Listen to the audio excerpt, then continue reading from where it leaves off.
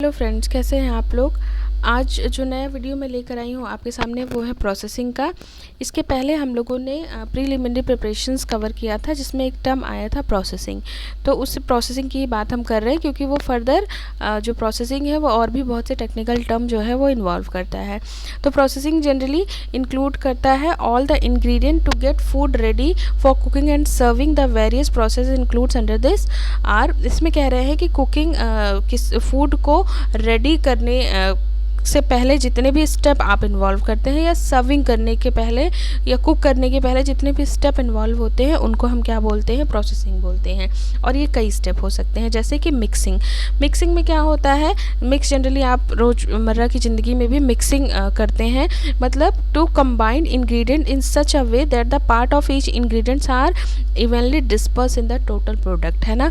तो जितने भी रॉ इंग्रेडिएंट होंगे उनको हम इस तरीके से मिक्स करेंगे कि वो जो फाइनल प्रोडक्ट बनकर आएगा उसमें इवनली डिस्पर्स होंगे, एक जैसा, मतलब हर जगह आपको एक ही जैसा डिस्ट्रीब्यूशन या डिस्पर्शन दिखेगा रॉ इंग्रेडिएंट्स का।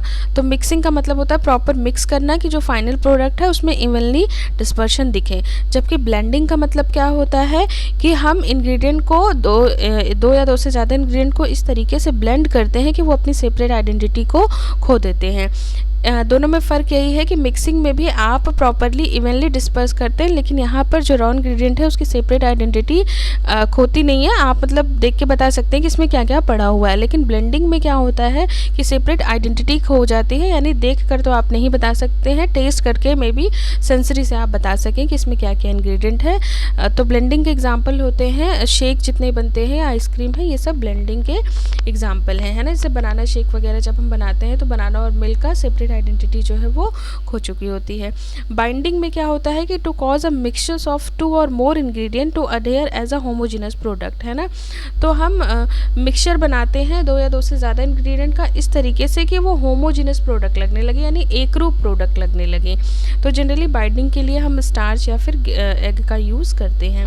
फिर देखिए बीटिंग की बात करते हैं, बहुत ही कॉमन टर्म है। बीटिंग के लिए इंस्ट्रूमेंट भी आते हैं मार्केट में, या कई बार स्पैचुला से, स्पून से, या कभी कभी हाथ से भी हम बीटिंग करते हैं। इसमें करते क्या है कि to move an instrument back and forth to blend ingredient together to achieve a smooth texture. सारे इंग्रेडिएंट को हम बीट करके स्मूथ स्ट्रक्चर में ले आते हैं, है ना। तो जनरली देखिए यहाँ पे पिक्चर में आपको दिख रहा होगा कि एग की बीटिंग, ये इंस्ट्रूमेंट आपने देखा होगा, इसको क्या बोलते हैं, बीटिंग बोलते हैं। विपिंग क्या होता है, जैसे एग की विपिंग करते हैं।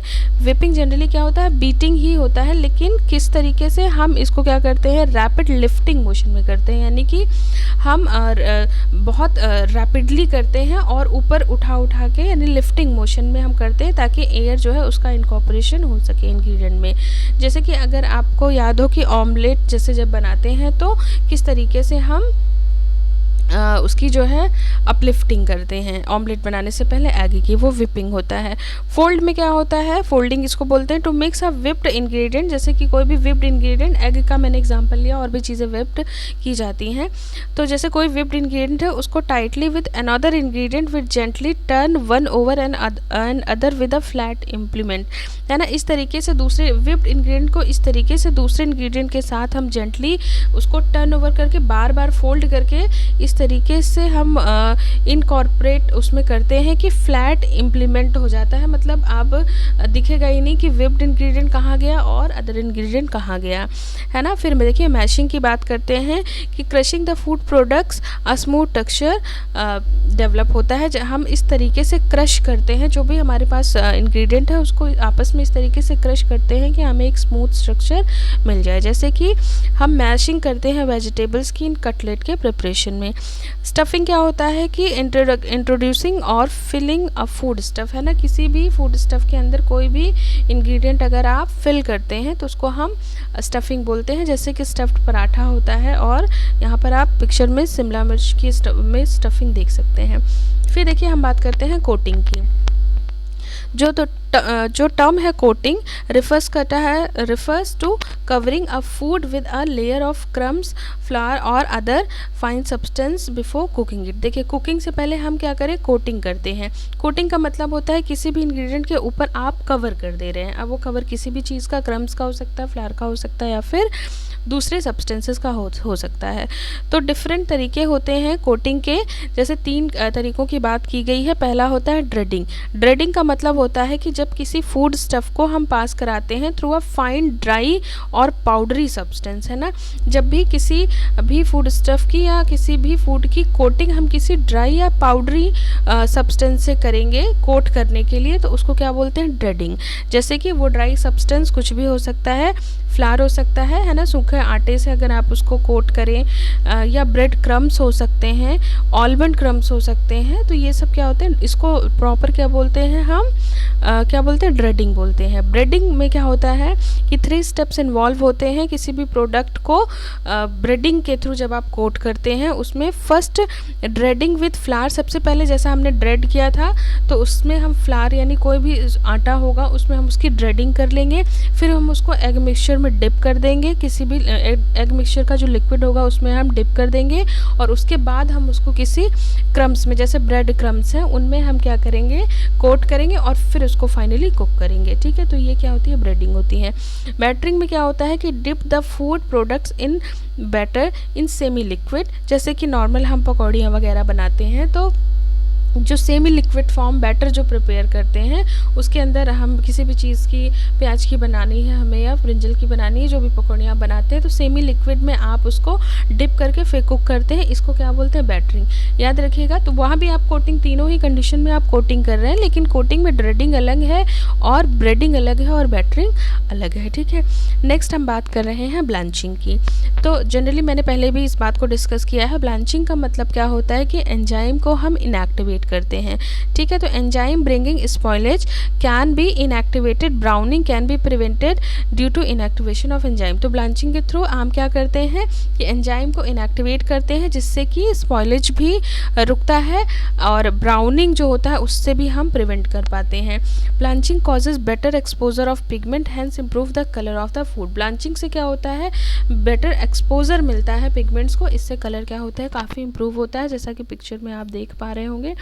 देखिए यहाँ पर आप देख रहे हैं कि ये ब्रोकली है, एक ब्लांच्ड है और एक नॉन ब्लांच्ड है। तो देखिए दोनों में ब्लांच्ड जो है उसका कलर बहुत ही इम्प्रूव आपको दिख रहा है। ब्लांचिंग की प्रोसीजर यहाँ पे इन्होंने बताया है कि हॉट वाटर में इमर्स्ड होता है और उसके बाद हम उसको जस्ट कोल्ड वाटर में या टैप वाटर और रनिंग वाटर के नीचे रखते हैं और फिर तुरंत निकाल के उसको हम क्या कर देते हैं, सील कर देते हैं। नेक्स्ट देखिए स्प्राउटिंग और जर्मिनेशन होता है। तो जैसे ऑल काइंड्स ऑफ जो ग्राम्स हैं, जनरली ग्रीन ग्राम, बंगाल ग्राम, पीज़ हैं, सीरियल्स में रागी है, वीट है, इन सब की हम क्या कराते हैं, स्प्राउटिंग या जर्मिनेशन कराते हैं। Pulses are used in making salad and curries. तो स्प्राउटिंग को हिंदी या स्प्राउटिंग और जर्मिनेशन को हिंदी में हम अंकुरण बोलते हैं। एडवांटेजेस क्या क्या है, इसके एडवांटेजेस ही होते हैं, डिसएडवांटेजेस नहीं होते हैं। जनरली क्या है, डाइजेस्टिबिलिटी जो है वो इंक्रीज़ हो जाती है, क्योंकि जितने जो कॉम्प्लेक्स सब्सटेंस है वो किस में चेंज हो जाते हैं, सिंपल सब्सटेंस में, है ना। तो हमारी जो पाचन जो स्प्राउटिंग या जर्मिनेट करने से क्या होता है कि जो ग्रेन है, जो सीरियल्स है, उसकी पचने की जो क्षमता है वो पचना की जो प्रोसेस है वो इजी हो जाती है। उसका रीज़न ये है क्योंकि हमारे वो जो है एक स्टेप जो होता है वो सिंपल हो चुका होता है, जो कॉम्प्लेक्स स्ट्रक्चर है वो एक स्टेप सिंपल में आ चुका होता है। जैसे स्टार्च जो होता है वो अमाइलेज में चेंज हो जाता है। Discomfort due to flatulence can be reduced, है ना। जनरली जो भी फ्लैटुलेंस कॉजिंग सब्सटेंस होते हैं जो कि रॉ इंग्रेडिएंट में पाए जाते हैं, तो हम क्या करते हैं, जब सोक करके जर्मिनेट कर देते हैं तो वो लीच आउट हो जाते हैं, तो ये प्रॉब्लम भी नहीं होती है। This decrease cooking time as grain becomes tender, क्योंकि सोक करके जर्मिनेशन के बाद क्या होता है, टेंडर हो जाता है, तो कुकिंग करने का टाइम जो समय है वो हमारा कम हो जाता है। वाटर सॉल्युबल वाइटामिन बढ़ जाते हैं, है ना। जनरली सोकिंग किया आपने, उसके बाद जर्मिनेशन कराया, तो जनरली आपने देखा होगा कि वाटर में क्या होते हैं, वाइटामिन लीच आउट होते हैं, बट ये जर्मिनेशन और स्प्राउटिंग में ऐसी खास बात है कि इसको जो है रखने के बाद जब जर्मिनेशन होना स्टार्ट होता है तो सारे वाटर सॉल्युबल और वी वाइटामिन जो होते हैं वो इंक्रीज़ होते हैं। डी हस्किंग, ऊपर की कवरिंग हटाना आपके लिए इजी हो जाएगा। Thickening powder starch is reduce, starch जो है वो अमाइलेज के फॉर्म में चेंज हो जाता है, तो अब एज अ थिकनिंग एजेंट की तरह वो काम नहीं कर पाएगा। Availability of protein and amino acid is increase, क्योंकि कॉम्प्लेक्स से सिंपल में आ गए हैं, तो इस वजह से क्या होगा कि जो प्रोटीन और अमाइनो एसिड की अवेलेबिलिटी है वो बॉडी के लिए बढ़ जाएगी। नेक्स्ट देखिए हम बात बात कर रहे हैं फर्मेंटेशन की।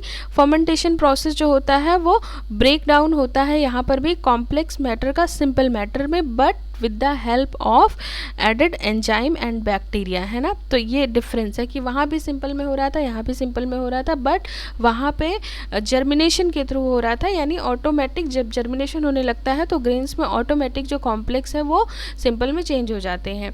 बट फर्मेंटेशन में क्या है कि कॉम्प्लेक्स सिंपल में चेंज तो हो रहा है, लेकिन उसके लिए हमें एंजाइम या बैक्टीरिया यूज़ करना पड़ रहा है, ठीक है। ये एरोबिक या एनारोबिक दोनों ही कंडीशन में हो सकता है। फर्मेंटेड फूड जो होते हैं वो मोर न्यूट्रिशियस होते हैं than their unfermented counterpart. Some fermented food products are idli, bread and dhokla.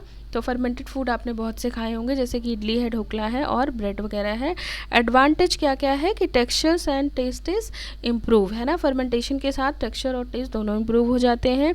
Protein की क्वालिटी इम्प्रूव हो जाती है। Availability of some amino acid increase, है ना। बी वाइटामिन जो होते हैं वो सिंथेसाइज होते हैं। देखिए डिफरेंस है, वहाँ पे वहाँ मतलब जर्मिनेशन में बी वाइटामिन इंक्रीज होता है बट जर्मिनेट होने से, जबकि फर्मेंटेशन में जो बैक्टीरिया यूज़ होता है, जो माइक्रो ऑर्गेनिज्म हम यूज़ करते हैं, वो बी वाइटामिन का सिंथेसिस करते हैं, ठीक है।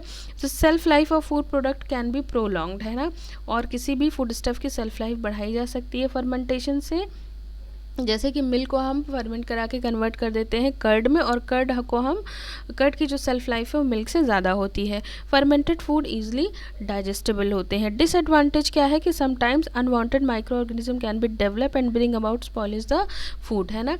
तो क्या होगा कि अगर आपने ध्यान नहीं दिया है तो अनवांटेड माइक्रो ऑर्गेनिज्म डेवलप हो जाएंगे और ये फूड को ख़राब भी कर सकते हैं। एसिडिटी ऑफ द प्रोडक्ट जो है वो इंक्रीज़ हो जाती है।